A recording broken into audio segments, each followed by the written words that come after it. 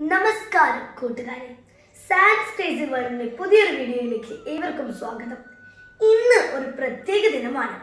ഇന്നാണ് നമ്മൾ കാത്തിരുന്ന ദിനം, വിഷു.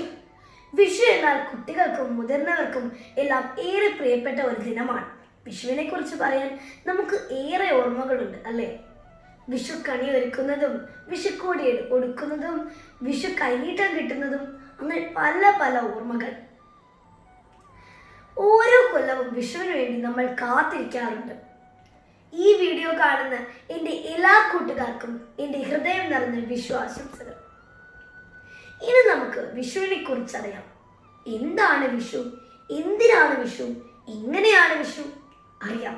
അസുരശക്തിയുടെ മേൽ ദേവശക്തി വിജയിച്ച ദിനമാണ് വിഷു. കേരളത്തിന്റെ കാർഷികോത്സവം കൂടിയാണ് വിഷു. മലയാള മാസമായ മേടം 1-നാണ് വിഷു ആഘോഷിക്കപ്പെടുന്നത്. രാവും പകലും തുല്യമായ ദിനമാണ് മേടം 1.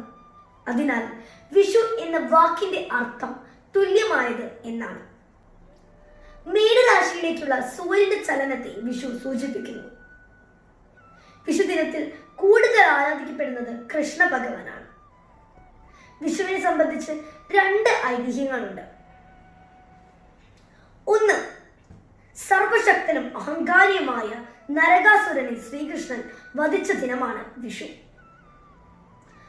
2, രാവണൻ ലങ്ക ഭരിച്ചിരുന്ന കാലത്ത് സൂര്യനെ കിഴക്കുദിക്കാൻ സമ്മതിച്ചിരുന്നില്ല.